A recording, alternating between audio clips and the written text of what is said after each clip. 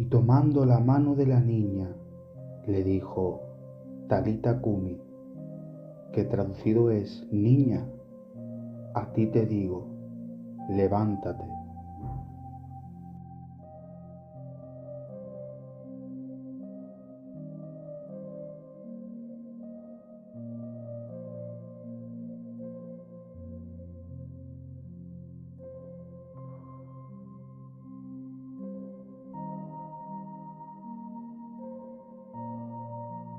Y luego la niña se levantó y andaba, pues tenía 12 años.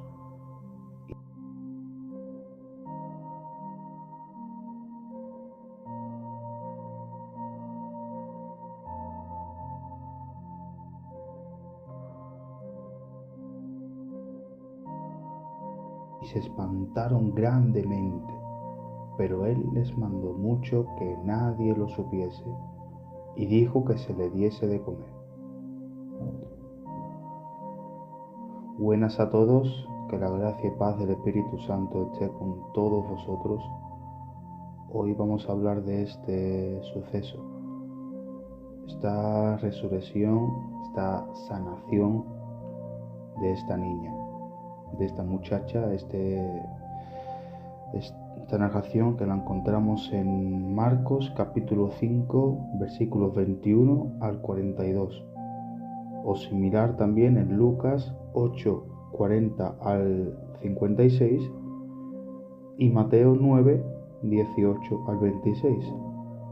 Es un hecho que se narra en los 3 evangelios, aunque yo preferiblemente pues he escogido Marcos, aunque en Lucas también lo encontramos bien detallado. Comenzamos. Versículo 21. Pasando otra vez Jesús en una barca a la otra orilla, se reunió alrededor de él una gran multitud, y él estaba junto al mar. Y vino uno de los principales de la sinagoga, llamado Jairo, y luego que le vio se postró a sus pies, y le rogaba mucho diciendo: mi hija está agonizando, ven y pon las manos sobre ella para que sea salva y vivirá. Jairo, este hombre del que se habla, era un principal de la sinagoga. Esa palabra, en el significado original griego, significa presidente, director. Bien, en aquella época las sinagogas no querían nada con Jesús. Estaban muy molestas con él desde que Jesús hizo, por ejemplo, la sanación un día de sábado. Tenían tachado ya a Jesús y no lo querían ver en ningún lugar. Pero aún así Jairo se apartó de todo ello, de todas esas prohibiciones, todos esos pensamientos malos acerca de Jesús, y su fe fue mayor que el miedo que tuvo de los dirigentes de la sinagoga para acercarse a Dios, a Jesús. Jairo ignoró por un momento, y él supo que la verdadera tranquilidad, la verdadera sanación, el verdadero poder y ministro de Dios procedía de Jesús. Jairo no tuvo en cuenta el ser dirigente ni presidente de sinagoga y tal. Él simplemente acudió a Jesús. Tuvo fe, sabía que Jesús era el que le podía salvar. Jesús venía de ser rechazado por los gadarenos, como vemos en los versículos anteriores. Y ahora probablemente estaría regresando a Capernaum. Y fue cuando le salió al encuentro Jairo.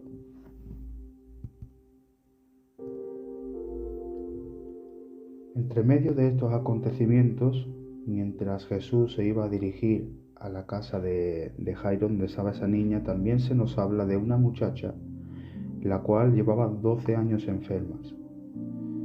Y esta mujer fue sanada al tocar su manto.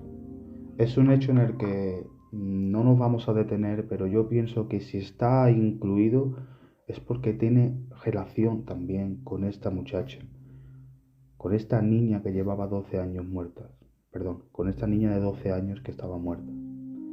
Vamos a desarrollar esa relación más adelante. Ahora continuamos. La resurrección de la niña Es una de las 3 resurrecciones que se mencionan en el Evangelio, junto con la de Lázaro, el hijo de la viuda de Naín, etc. Jesús venía de la otra orilla del lago de Galilea y regresó a Capernaum. Más adelante seguimos por el versículo 35. Tras haber sido sanada la mujer del manto, mientras él aún hablaba, vinieron de casa del principal de la sinagoga diciendo: tu hija ha muerto, ¿para qué molestas más al maestro? Porque Jairo volvió, Jairo estuvo con él, Jairo la acompañó en ese milagro. Imagínense, ¿no? Saber que tu hija está muerta y necesitas que el sanador, Jesús, la cure, pero lo ves ahora actuando para otra persona. Pero Jairo tuvo paciencia. Jairo sabía que iba a estar en buenas manos, porque permítanme decirles que Jesús nunca llega tarde. Él llega en el momento en el que tiene que llegar, porque Él sigue ese camino, mientras ese camino que va siguiendo va sanando a una persona, va sanando a otra. Él no espera llegar a la meta para actuar. Él durante todo el camino va actuando y trabajando para Dios. Es curioso saber, pues ya entendemos que el número 12 es muy importante para Dios, y en este caso pues lo volvemos a ver. Esta mujer llevaba 12 años con una enfermedad. Esta niña muerta tenía 12 años. Es decir, la del manto llevaba 12 años muriendo. La hija de Jairo, 12 años viviendo. Estos son 2 hechos combinados que para mí tienen relación, pues la mujer del flujo representa al gentil y la hija representa a los judíos. Tuvo que morir la hija, una judía, un ejemplo, para que los gentiles fuesen salvos, y después esta judía iba a resucitar. La mujer del manto hacemos una representación de los gentiles.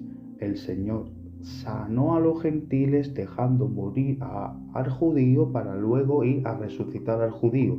Es una representación de cómo Jesús tuvo que morir para darle vida a usted, para sanarle a usted de su pecado. Una murió por salvar a la otra.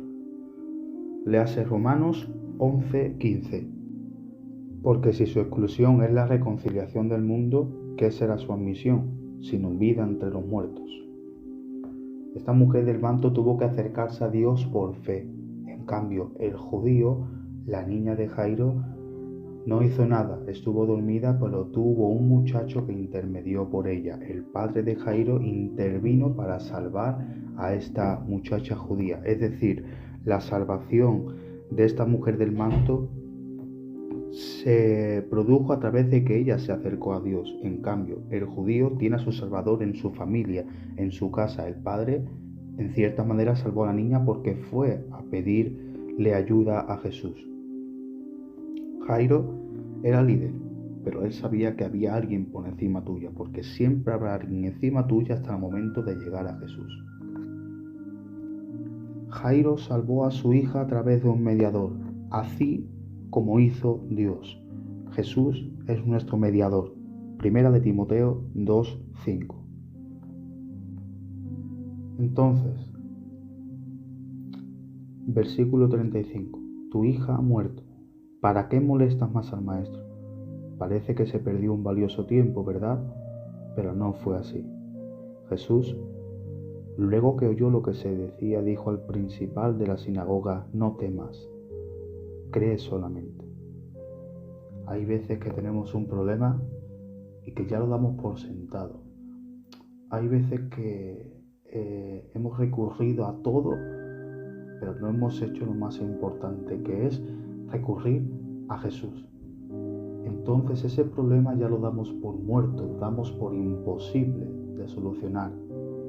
Pero déjame decirles que siempre hay una solución, y que la solución está en Jesús. Muchas veces sentenciamos el problema, sin haber recurrido a Jesús antes. Ese cree solamente de Jesús es tan profundo, mis queridos hermanos.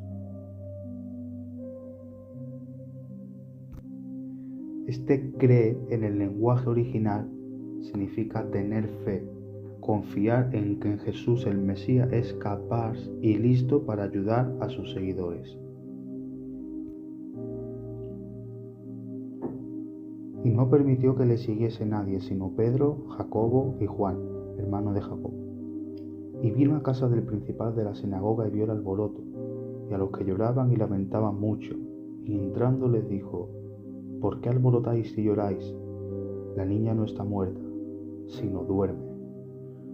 Y se burlaban de él, mas él, echando fuera a todos, tomó al padre y a la madre de la niña y a los que estaban con él, y entró donde estaba la niña.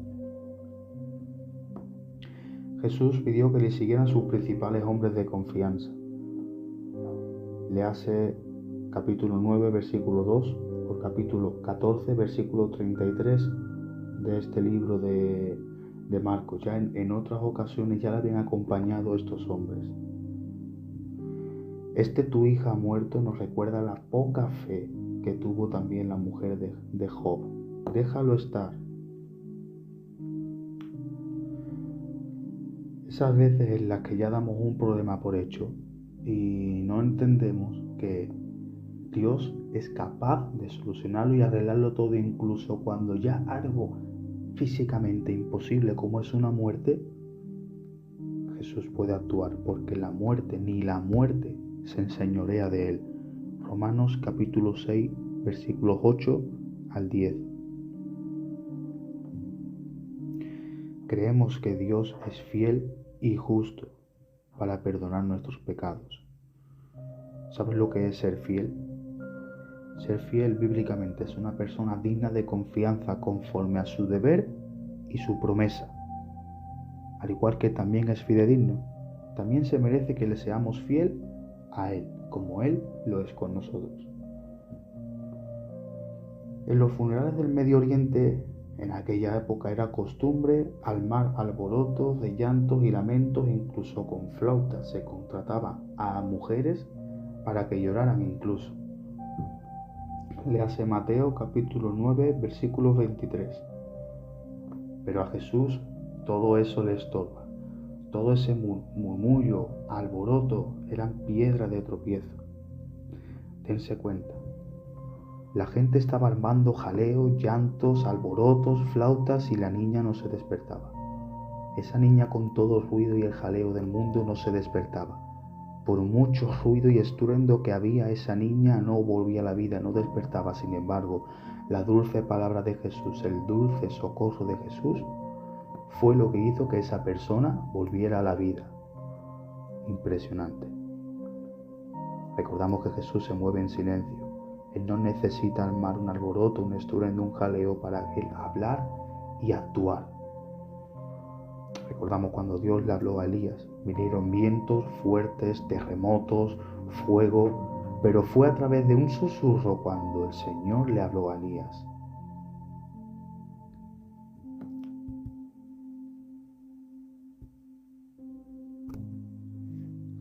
Así como esa niña, nosotros estamos dormidos hasta que tenemos ese encuentro con Jesús.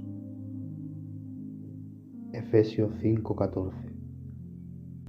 Versículo 41. Y tomando la mano de la niña le dijo: Talita cumi, que traducido es niña, a ti te digo, levántate. Y luego la niña se levantó y andaba, pues tenía 12 años, y se espantaron grandemente. Pero él les mandó mucho que nadie lo supiese, y dijo que se le diese de comer. Ahora el autor de este libro traduce Talita cumi, con estas palabras en arameos, las traduce al griego, que significa muchacha, levántate. No es una orden solamente, es un tipo de imperativo de poder, pues sabemos que Dios obra por palabra. Léase Hebreos 4:12. Su palabra es viva y eficaz. Recuerden el caso en el que la tierra la creó Dios a través de su palabra. Los cielos y la tierra se crearon por su palabra. Génesis. Pues los muertos no tienen poder para levantarse.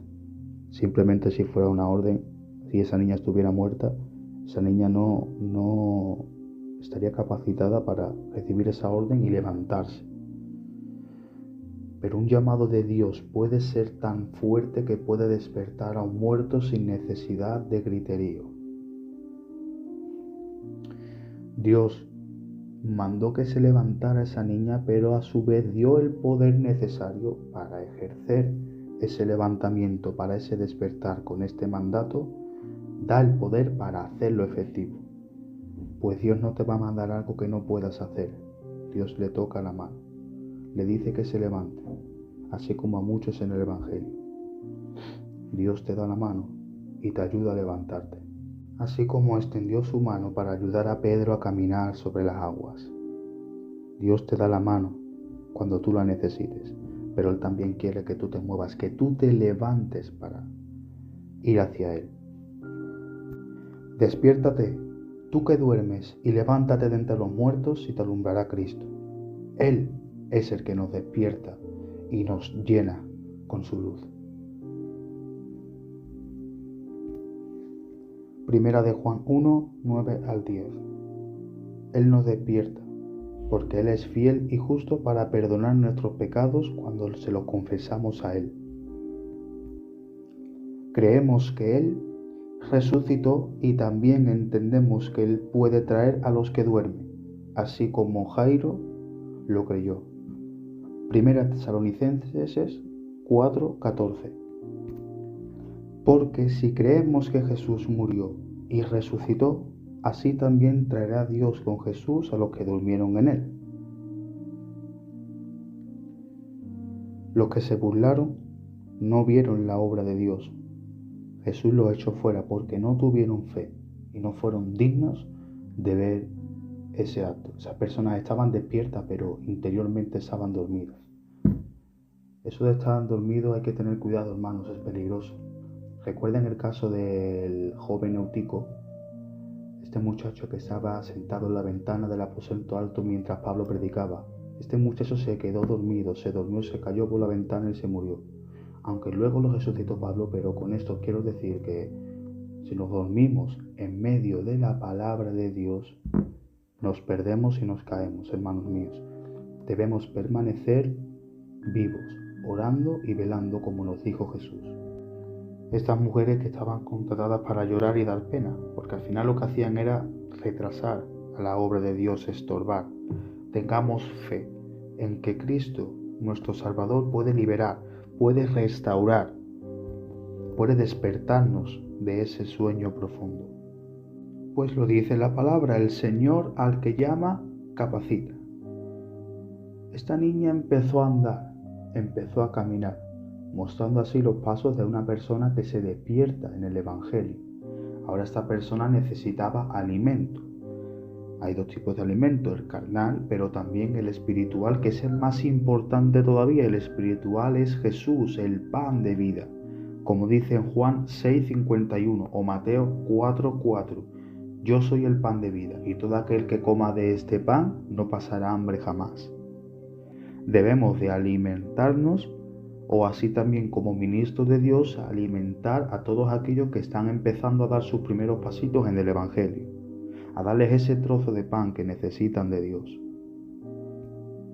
Un hermano que acaba de despertar debemos ayudarlo, apoyarlo en su viaje espiritual, estar con él y no permitir que ese despertar después de un sueño profundo te vuelva a dejar dormido. Esta niña estaba dormida. La Biblia es muy común usar la palabra y durmió en vez de y murió. Es una expresión un tanto menos agresiva como puede ser la muerte. Pues yo pienso que al final la muerte no es tanto como lo hace el ser humano, como lo que es para Dios. La muerte es un sueño breve, profundo. Un sueño aquí en la tierra es una breve muerte, y la muerte es un sueño breve. Es un tema amplio que ya, si Dios quiere, lo explicaremos en otro momento, pero aquí, en este instante, la niña estaba en una especie de sueño profundo que no llegaba a ser muerte, pues de manera especial Jesús dijo la verdad. La niña no está muerta, sino duerme, porque luego despertó. Lo que pasa es que hay que tener ese énfasis espiritual, esa mentalidad para entenderlo, cosa que los que se burlaban de Dios no tenían. La muerte es ese sueño que despertamos, del que despertamos en su venida. Primera Tesalonicenses, capítulo 4, versículos 14 al 17. Debemos fortalecer nuestra fe en las pruebas, así como dice Santiago, y lo que hizo Jairo. Tuvo una prueba muy fuerte, muy dolorosa, pero su fe fue más grande aún y fue acudir a Jesús, porque tuvo esa fe de que Jesús podía sanar a su niña. Nuestra fe debe estar por encima de todo miedo y toda posible consecuencia que podamos tener al acudir a Dios. Eclesiastés 12:7. El espíritu de esta niña, como dice la palabra, volvería a Dios, que fue quien lo dio. Mucha gente pregunta, ¿y dónde estaba la niña en este momento? Pues yo entiendo por este versículo de Eclesiastés 12:7, el espíritu de esta niña estaría con el Padre en el momento en el que estaba dormida. Como dice también en Romanos 8, estábamos muertos en pecado, pero el Espíritu nos da vida. Jesús volvió a dar vida a ese Espíritu, dándole vida a la niña, se volvió a unir con su cuerpo. Vemos que Jesús, el Señor nuestro Dios, tiene una capacidad ilimitada. ¿A alguien le robó la curación? Por así decirlo. Esta mujer del manto le robó una curación sin habérsela pedido a Dios, pero Dios también tenía otra para darle a la niña. No quiere decir que hablamos de un Dios con capacidades limitadas. Hoy te sano, pero hoy ya no puedo sanar a otra persona porque tengo poderes limítrofes. No. Jehová Dios es omnipotente. El Señor es ilimitadamente poderoso y Él tiene poder para darnos a todo y cada uno de nosotros lo que necesitamos en el momento que Él escatima oportuno. Él siguió teniendo ese poder para suministrar esta salvación a la niña. No ignoremos acerca de los que duermen, como hicieron las plañideras. Pues lo dice la palabra en 2 de Corintios 7:10, la tristeza del mundo produce muerte. Ellos ya tenían dado por hecho, asumido la muerte de esta chiquilla y ya lloraban por esa lamentación al dar por hecho que no se podía hacer nada para salvar a esta muchacha. Pero Dios vio esas lágrimas falsas y les dijo, apartadlas de mí, porque esta niña vive, que bendito sea su nombre. Pero debemos de tener esos ojos espirituales, no ojos carnales para llorar por cosas que vemos, sino ojos espirituales para ver cosas que no vemos, pero que sabemos y entendemos que Dios las puede hacer. Espero que este estudio, sin más pesar, les haya hecho de bien, les haya sido de edificación y para entender de una forma un poco más amplia, para tener un mejor entendimiento de lo que es este suceso y de cómo obra Dios a todos aquellos que estamos dormidos, metafóricamente, y Dios nos despierta. Porque así como a esta niña, Dios hoy en día sigue despertando almas. Y nosotros debemos de también trabajar para ello, para que todas las almas que están dormidas sean despiertas y sanadas en el nombre de Jesús. Espero que te haya hecho bien en este mensaje y nos veremos en la próxima. Que Dios le bendiga.